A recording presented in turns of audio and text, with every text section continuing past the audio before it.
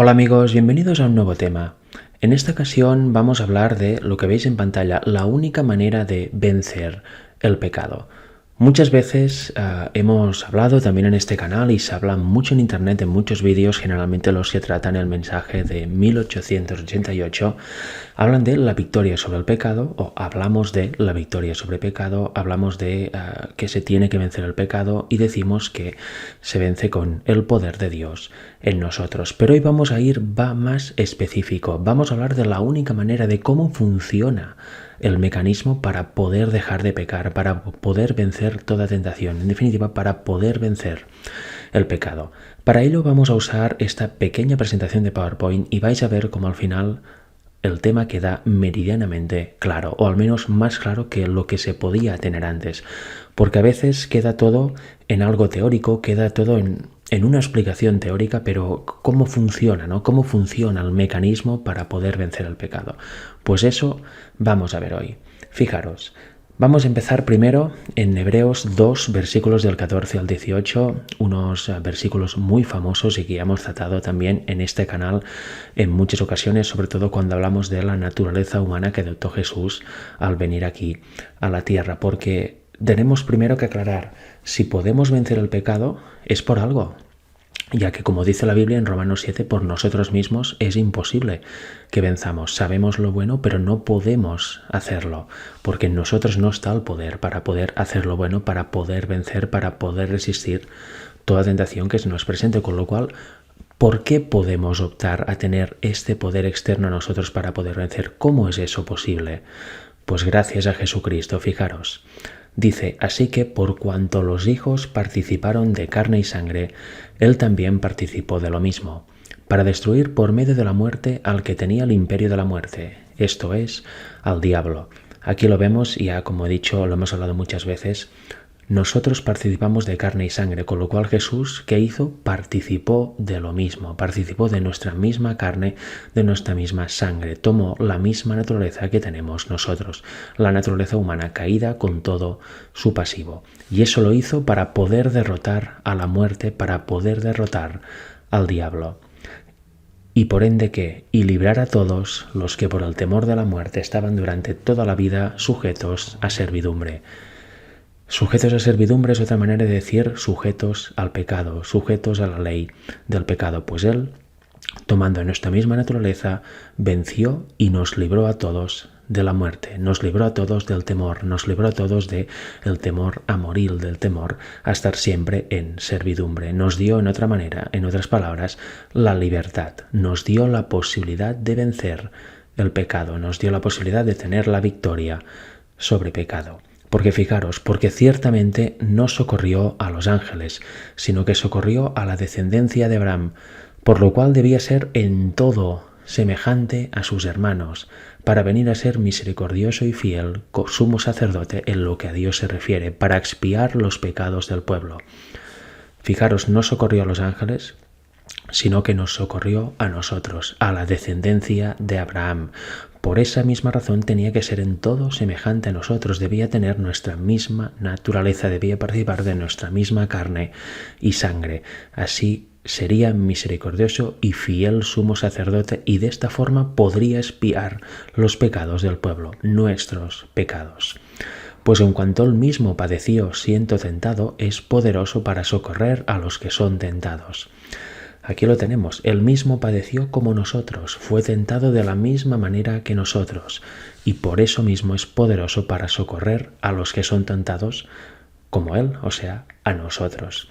En otros versículos dice que fue tentado como nosotros, participó de lo mismo, pero siempre sin pecado. Él nunca cedió a la tentación. Por esa manera, el haber padecido y el haber sido tentado como nosotros y no ceder jamás a la tentación, le hace poderoso para socorrernos a nosotros y para darnos esta anhelada victoria. Vamos a leer unos versículos más y luego ya vamos a entrar en temática en el mecanismo exacto de cómo podemos participar de la victoria de Cristo. Fijaros. No saliendo del mismo libro, el libro de Hebreos, ahora vamos a leer los versículos del 7 al 10 del capítulo 5. Nos dice, y Cristo en los días de su carne, Ya hemos visto cuando tenía nuestra misma carne y sangre, cuando estuvo aquí en la tierra, en los días de su carne, ofreciendo ruegos y súplicas con gran clamor y lágrimas al que le podía librar de la muerte, fue oído a causa de su temor reverente. Y aunque era hijo, por lo que padeció, aprendió la obediencia. Y habiendo sido perfeccionado, vino a ser autor de eterna salvación para todos los que le obedecen, y fue declarado por Dios sumo sacerdote según el orden de Melquisedec. Aquí vemos, Cristo los días de su carne padeció y aprendió obediencia gracias a este padecimiento, gracias a ser tentado como nosotros. Y fue perfeccionado. ¿Por qué? Porque nunca cedió a la tentación. Pero ¿cuándo realmente padeció y aprendió esta obediencia de forma más clara? Cuando la Biblia nos muestra que ahí sí que tuvo una prueba tremenda y tuvo que negar el yo en su máxima magnitud. Pues aquí, fijaros, lo encontramos en Mateo 26, versículos 39, 42 y 44. Aquí vemos a Jesús en el Getsemaní. Fijaros que dice lo mismo durante 3 veces y veremos cómo niega su yo de forma absolutamente tremenda y ya hacia el final de su ministerio, en el momento en que empezó a morir, en el momento en que, como vimos en la serie Emmanuel, Dios con nosotros, la serie acerca de la naturaleza humana de Jesús que está en mi canal, aquí vemos que no solo sentía, como durante toda su vida, el peso de los pecados de los hombres en él, sino que aquí empezó a sentir lo que siente el hombre cuando Dios se separa de él. Aquí empezó a morir, aquí empezó a percibir lo que es la muerte segunda, la muerte final. Y dice, Padre mío, si es posible, pase de mí esta copa, pero no sea como yo quiero, sino como tú. Luego, más adelante dice, Padre mío, si no puede pasar de mí esta copa sin que yo la beba, hágase tu voluntad. Y oró por tercera vez, diciendo las mismas palabras. Aquí vemos 3 veces lo mismo y aquí es donde fue perfeccionado completamente.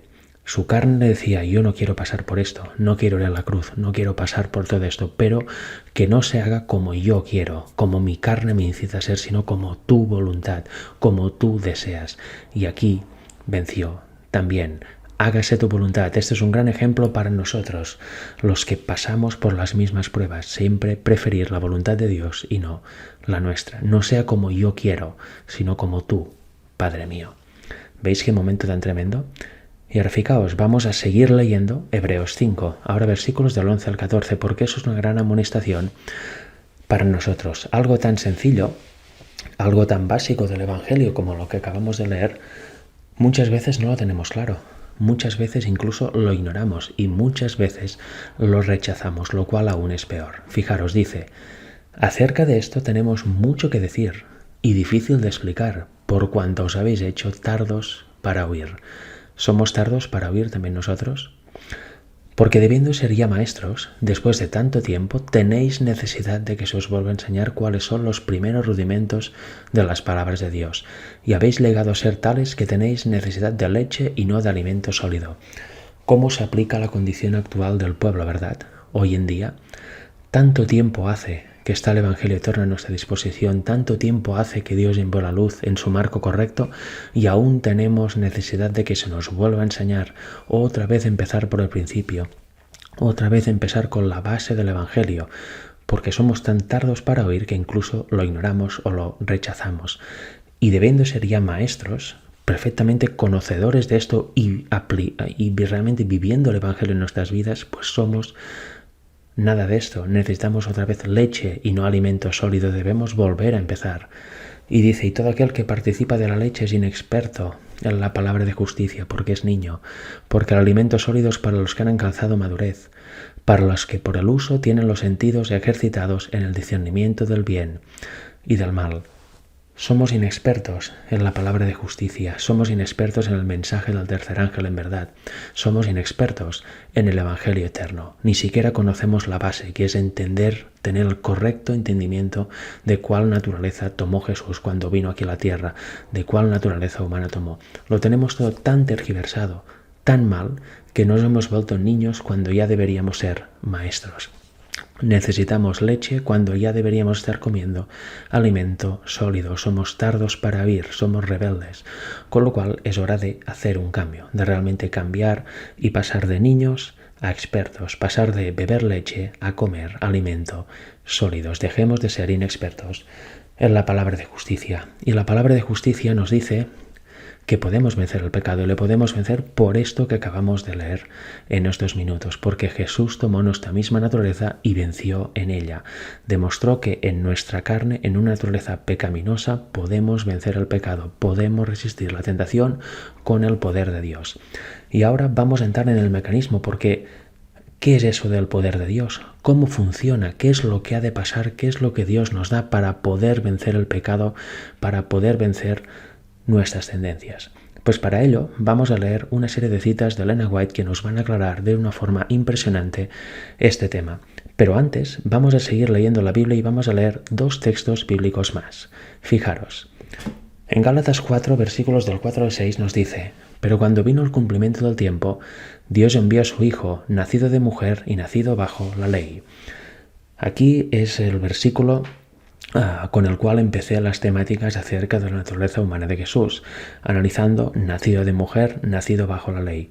Si no lo conocéis, si no habéis visto esta serie, os la dejaré al final de este vídeo como pantalla final y os recomiendo que la veáis, porque ahí hay una explicación concreta, libre de dogmas, de fanatismos, acerca de cuál naturaleza tomó el Hijo de Dios, basándonos simplemente en la Biblia y en los testimonios. Por lo tanto, aquí vemos una vez más, Dios envió a su Hijo, no a otro, sino a su Hijo, nacido de mujer y nacido bajo la ley, exactamente como nosotros, con nuestra misma naturaleza. ¿Para qué?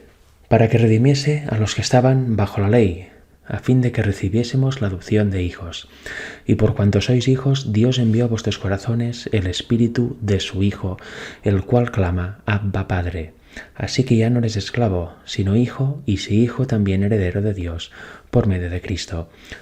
Con lo cual aquí, fijaros, Cristo venció en la cruz a fin de que nosotros pudiésemos recibir la adopción de hijos. Y como somos hijos, ¿qué envió Dios para que nosotros también venzamos? El Espíritu de su Hijo, el Espíritu de Cristo, el cual clama, Abba Padre, palabras que Cristo pronunció en la cruz. Y gracias a eso podemos ser herederos de Dios por medio de Cristo. Con lo cual aquí empezamos a ver lo que nos dice la Biblia acerca de cómo podemos ser también adoptados como hijos de nuevo. Cómo podemos dejar de ser hijos del mal para ser hijos del bien. Cómo podemos tener una transformación en nuestro ser. ¿Cómo? Pues Dios envía el Espíritu de su Hijo para redimirnos de eso, para ayudarnos a ser hijos de nuevo. Y eso también lo dice en otros versículos, que no vamos a leer todos, por supuesto, pero vamos a leer uno más, Romanos 8, versículo 11. El inicio del capítulo 8 de Romanos nos habla también de la naturaleza humana que tomó Jesús, y cuando lo va desarrollando llegamos al versículo 11, donde nos habla también de ese espíritu. Fijaros, y si el espíritu de aquel que levantó de los muertos a Jesús mora en vosotros, el que levantó de los muertos a Cristo Jesús vivificará también vuestros cuerpos mortales por su espíritu que mora en vosotros. Con lo cual, el Espíritu de Dios, el Espíritu de Cristo, es enviado y Él nos vivifica nuestros cuerpos mortales.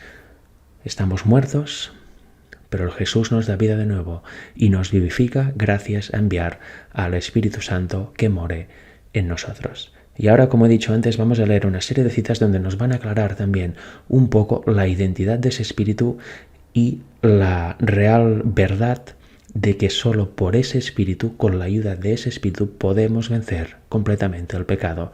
Sin eso es imposible. Veremos que cuando se habla del poder de Dios en nosotros, de que por el poder de Dios podemos vencer toda tentación, se refiere a que es enviado el Espíritu y Él nos ayuda a vencer toda tentación. Fijaros, vamos a leer en primer lugar El deseo de todas las gentes, página 625.1. Nos dice: al describir a sus discípulos la obra y el cargo del Espíritu Santo, Jesús trató de inspirarles el gozo y la esperanza que alentaba su propio corazón. Se regocijaba por la ayuda abundante que había provisto para su Iglesia. El Espíritu Santo era el más elevado de todos los dones que podía solicitar de su Padre, para la exaltación de su pueblo. El Espíritu iba a ser dado como agente regenerador y sin esto el sacrificio de Cristo había sido inútil. Fijaros, el Espíritu, como hemos visto en la Biblia, es dado como agente regenerador. Y sin esto, sin este envío del Espíritu como agente regenerador, el sacrificio de Cristo habría sido inútil. ¿Por qué? Porque no tendríamos el poder que Él tuvo para poder vencer. ¿De qué serviría si no? ¿Veis la importancia de ese espíritu? Luego dice, el poder del mal se había estado fortaleciendo durante siglos y la sumisión de los hombres a este cautiverio satánico era asombrosa. El pecado podía ser resistido y vencido únicamente, y eso es muy importante, el pecado solo se puede resistir y vencer únicamente, no hay otra manera, de aquí el título del tema, la única manera de poder vencer el pecado, solo puede ser vencido así, únicamente, ¿por qué?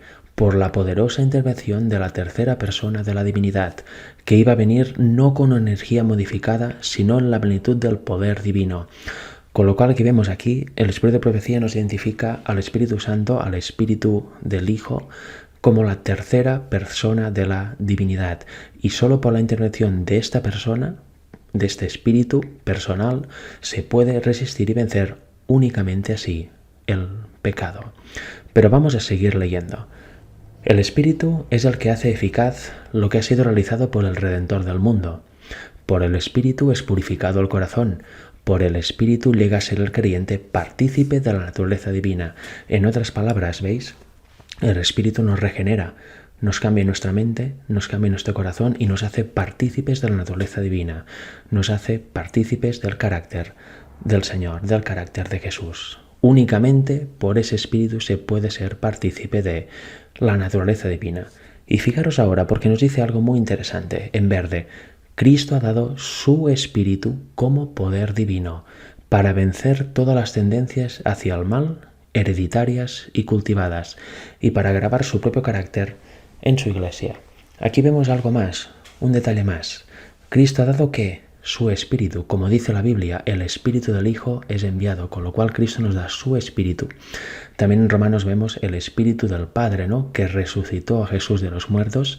El Espíritu de Dios, el Espíritu de Cristo, el Espíritu del Hijo es lo mismo, aunque sea de diferentes nombres en la Biblia. En definitiva, el Espíritu Santo. Pues Cristo nos da ese Espíritu, su Espíritu, como poder divino. Y eso nos habilita ¿para qué? Para vencer todas las tendencias hacia el mal que tenemos de forma intrínseca en nuestra naturaleza, tanto hereditarias como las cultivadas, como las que ya hemos cedido a ellas y hemos consumado el pecado, para grabar su propio carácter en su iglesia. Y eso es lo que ya comenté también cuando hablaba de Gálatas 4. Nacido de mujer implica que nos ayuda a resistir la tentación cuando ésta aún no ha sido cultivada en nuestra mente, y bajo la ley significa que también nos ayuda a vencer el pecado que ya hemos cometido, los pecados que ya hemos cometido, las tendencias que ya hemos cultivado en nuestra mente. Gracias a su victoria nos ayuda a vencerlas, nos da ese espíritu para poder vencerlas, para poder arrepentirnos de ella, para tener la idea de que nos tenemos que arrepentir. Pero las hereditarias y todas las demás, también ese espíritu nos da el poder para no ceder nunca más a ellas. ¿Veis el proceso completo, la obra completa del Espíritu de Cristo, del Espíritu que Cristo envía del cielo? Nos ayuda a vencer completamente al pecado, nos ayuda completamente a negar nuestro yo y a vencer nuestra carne. Pero vamos a leer porque quiero ver un poco más acerca de este espíritu, porque el Espíritu de Profecía tiene muchas citas al respecto, no las vamos a leer ni mucho menos todas, pero sí que quiero leer unas cuantas más porque nos va a dar a entender mejor a qué se refiere con ese espíritu, a quién es ese espíritu, ¿no? ¿Quién es esta tercera persona de la divinidad? ¿Quién es ese Espíritu de Cristo que el mismo Cristo envía? Fijaros, en Manuscritos Liberados, volumen 13, página 313 en adelante, nos dice así: la verdadera fe y el reposo en Dios van siempre acompañados de la iluminación del Espíritu Santo, de quien somos templo. El Espíritu Santo es el Espíritu de Cristo, es su representante. Aquí está la agencia divina que eleva la convicción a los corazones. Con lo cual aquí vemos, ¿no? Se corresponde perfectamente con la cita anterior. ¿Quién es el Espíritu Santo? Es el Espíritu de Cristo, el Espíritu del Hijo. Este es el representante enviado por el cielo del cual habla Juan 14. Luego nos dice, cuando el poder de su Espíritu se revela a través de los siervos de Dios, contemplamos la divinidad brillando a través de la humanidad. Cuando esté acompañada por el Espíritu Santo, la presentación de la verdad tal como es en Jesús será de más valor que todo el honor o la gloria del mundo. Con lo cual, aquí vuelvo a hacer énfasis. ¿Qué envía el poder de su Espíritu, el poder del Espíritu de Cristo. Cuando se revela a través de los siervos, pues contemplamos la divinidad brillando a través de la humanidad. Vemos que graba, como decía la otra cita, su carácter en su iglesia, en su pueblo, a través de su Espíritu. ¿Veis qué importante es Espíritu? Y vamos viendo un poco más de su identidad. Fijaros, en la carta 119, párrafo 18 del año 1895 nos dice, y esta cita es absolutamente impresionante: estorbado por la humanidad, Cristo no podría estar en cada lugar personalmente. Por lo tanto, era completamente para su beneficio que Él los dejara, fuera su Padre y enviara el Espíritu Santo para que fuera su sucesor en la tierra. Y ahora fijaros, porque lo que está en azul y verde es absolutamente impresionante, nos da más luz, nos da más profundidad a lo que hemos visto en la cita anterior y también en el deseado de todas las gentes. Nos dice, el Espíritu Santo es Él mismo, despojado de la personalidad de la humanidad o de la personalidad humana e independiente de ella. Él se representaría a sí mismo como presente en todos los lugares por su Espíritu Santo como el omnipresente. Fijaros qué interesante, el Espíritu Santo es Él mismo, despojado de la personalidad de la humanidad, de la personalidad humana, con lo cual aquí tenemos un poco más acerca de la identidad del Espíritu Santo. Vemos que Cristo envía su Espíritu, vemos que el Espíritu es la tercera persona de la divinidad, vemos que el Espíritu es el Espíritu de Cristo, su representante, y en esta cita vemos un poco más allá. Vemos cómo puede ser, cómo actúa así. Pues el Espíritu Santo no es más que Jesucristo mismo, pero despojado de la personalidad humana, de la naturaleza humana y completamente independiente de ella. Porque como dice aquí, cuando estaba en la tierra, cuando en la humanidad, no podía estar en todos los lugares personalmente, podía estar solo físicamente donde estaba con la gente que se encontraba allí. Por lo tanto, para ser beneficioso a todo el mundo, debía dejar a los discípulos, debía subir a su Padre y luego enviar la promesa que les había prometido a los discípulos, el Espíritu Santo. Y como dice, el Espíritu Santo es el mismo, despojado de la personalidad humana e independiente de ella. Él, por si no queda suficientemente claro así, lo aclara más Elena White. Él se representaría a sí mismo, como presente en todos los lugares por su Espíritu Santo, como el omnipresente.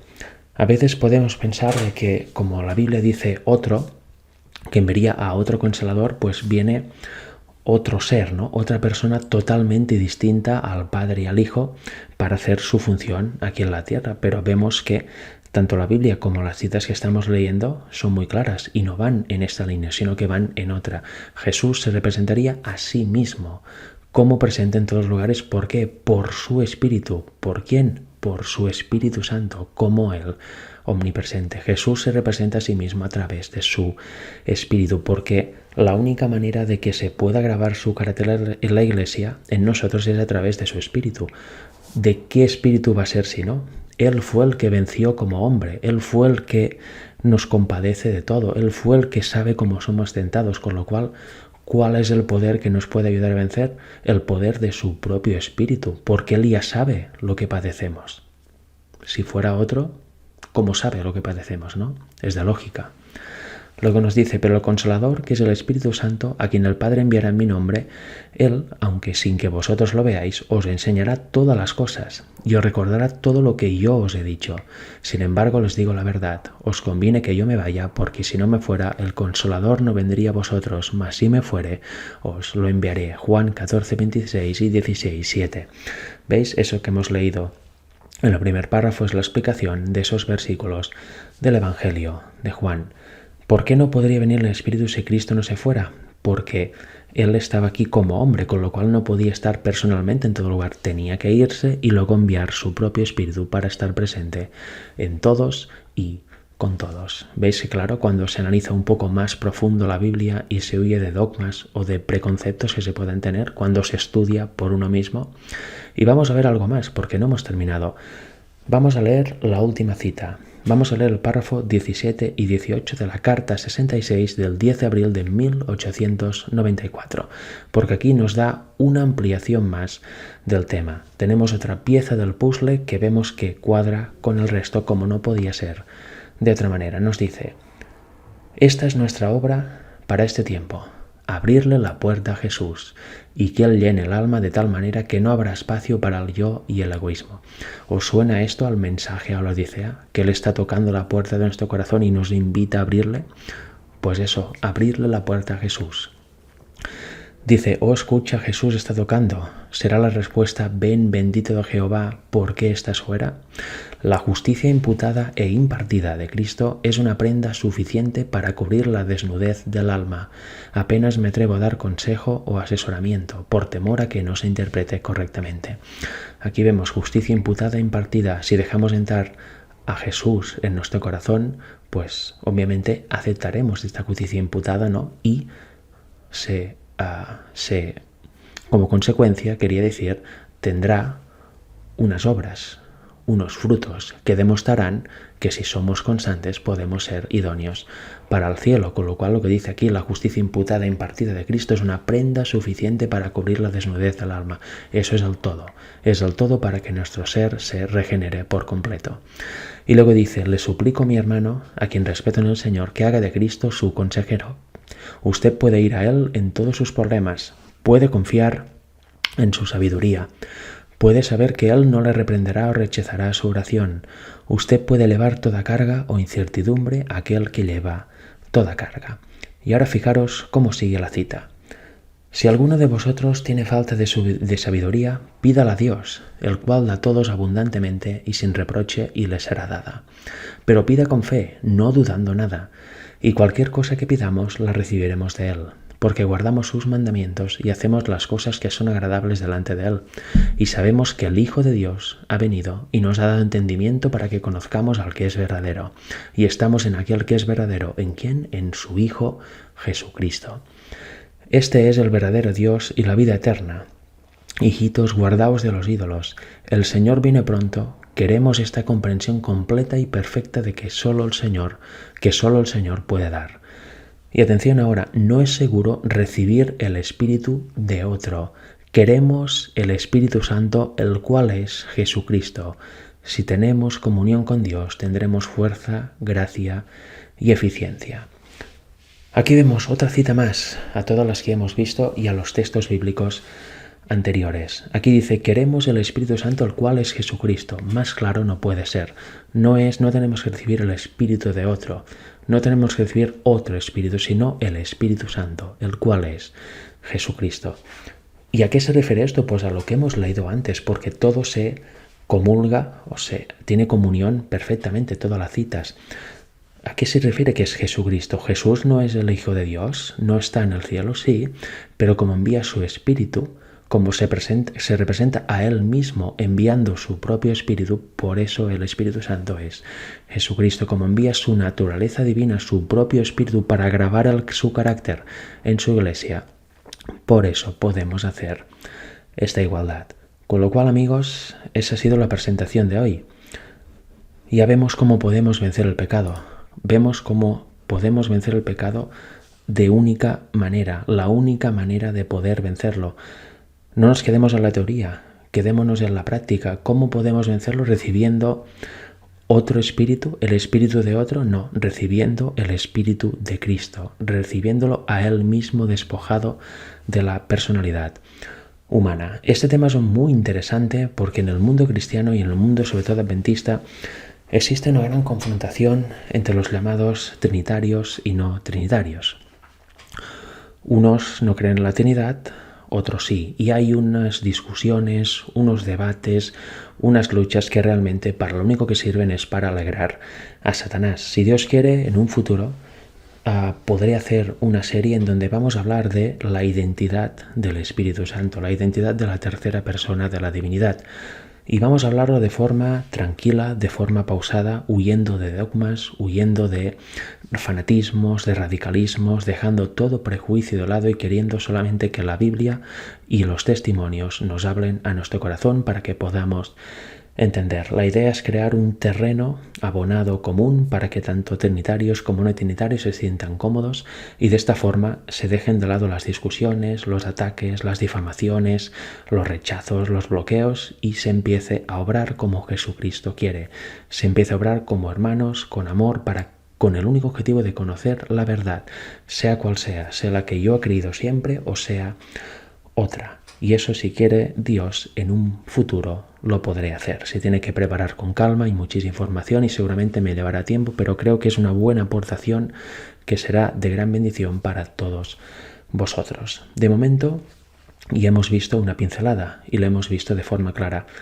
¿Cómo podemos vencer el pecado? Únicamente, como hemos visto en la primera cita del deseado, se puede vencer el pecado con la poderosa intervención de la tercera persona de la divinidad. Y luego ya hemos visto que esa tercera persona de la divinidad es el Espíritu de Cristo. Como dice, Cristo dio su Espíritu como poder divino. Luego hemos visto que el Espíritu es el mismo despojado de la personalidad humana. Vemos que ese Espíritu nos marca su carácter, nos hace demostrar el carácter de Cristo en nosotros. Luego hemos visto que el Espíritu Santo es el Espíritu de Cristo, su representante, y luego, si no quedaba claro, hemos visto que el Espíritu Santo es Jesucristo, es el Espíritu de Cristo, el Espíritu del Hijo que envía el Padre y Él a nosotros para poder vencer todas las tendencias, tanto heredadas como cultivadas. Dicho esto, espero que os haya sido de bendición. Quizá para algunos será un shock, será una novedad, como lo fue para mí, ¿no? Hace años cuando empecé a estudiar ese tema y llegué a una serie de conclusiones, pero esta es la verdad. Soy consciente de que hay muchas otras citas que no se han comentado, muchos textos bíblicos, incluso ciertos textos y citas que pueden ser controversiales o pueden ser casi contradictorias. Bien, la verdad es que cuando se estudia el tema con oración y con pausa, sin dogmas, sin fanatismos, sin prejuicios, vemos que todas las citas concuerdan, tanto estas como todas las muchas que no han salido. Y los textos bíblicos igual. ¿Cuándo saldrán todas las citas que no han salido hoy y todos los textos? Pues en la serie que os he comentado que, si Dios quiere, voy a hacer en un futuro acerca de la identidad de la tercera persona de la divinidad. De momento nos quedamos con eso y en el futuro, si Dios quiere, llegará lo otro. Que Dios os bendiga. Hasta pronto.